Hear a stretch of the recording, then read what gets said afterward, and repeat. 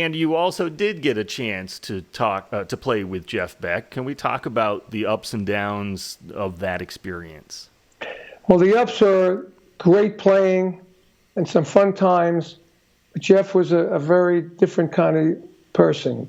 He was a little introverted, a little insecure at the times, but when we're up, it was up. When it's down, it was down. Like we did the second album twice, and still never came out.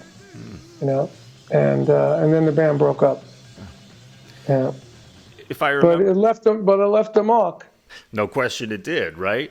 So, just curious. I mean, Jeff Beck is, without question, no doubt, one of the best guitarists that's ever lived on the planet. Virtuoso guitarist. Well, rock guitarist. Rock guitarist, no question. Yes, understood. I mean, he himself says he's not a jazz player, right? Like McLaughlin, those guys.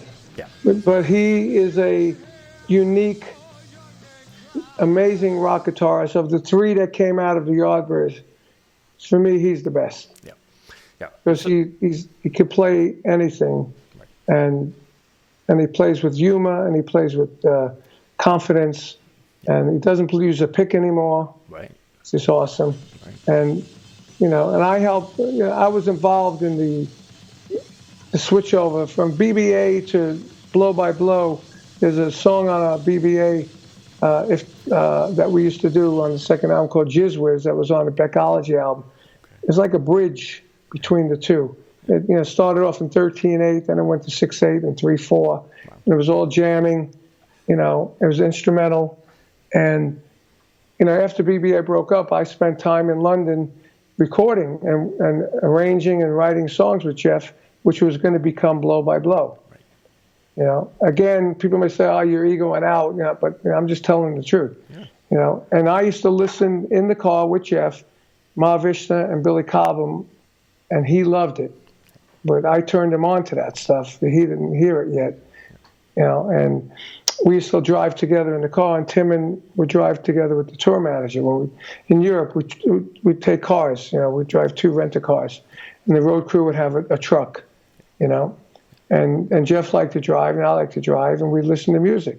And I would listen to Billy Cobham and Ma Vishna and Chick Corea and all that stuff, because I loved that stuff, and it influenced me, so it influenced him. And so we were writing a record, and I played on 5 or 6 or 7 tracks with George Martin. But then we couldn't work out a deal. Yeah. So my managers told me I should not play sideman to Jeff Beck and not play on the album. I never even got paid a dime for it. I was over there for 3 months. Yikes. And I co-wrote songs that I didn't get the credit on either. And then that album comes out and sells 2 million and starts a whole new career for Jeff. Yeah, that's certainly one of the downs that you talked about in the ups and downs of your career, right? Yeah. With all due respect, with Jeff, you called him enigmatic in your book. What do you think that was all about, some of those ups and downs? Was that just the youth? That's just the way Jeff was, He was... I was always the middle guy between Jeff and Tim. They were always, at odds with something, And Jeff was a nice guy, basically, I got along with him great.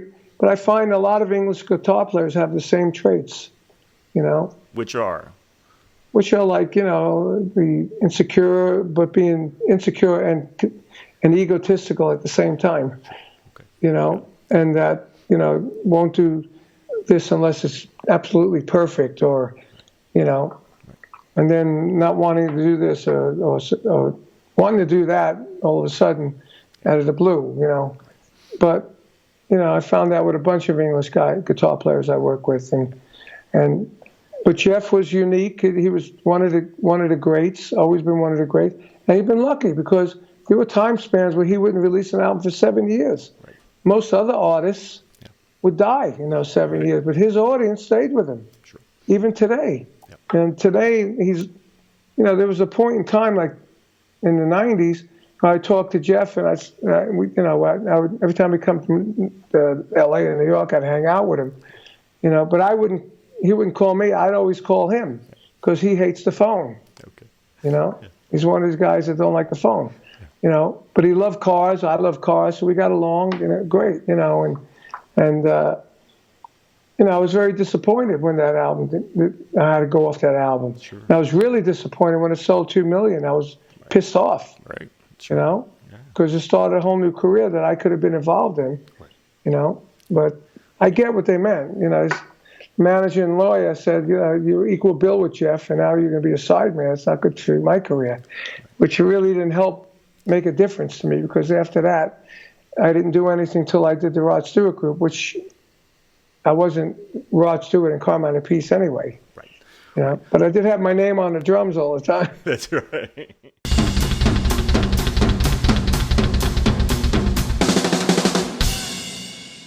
Carmine Appice on the drums.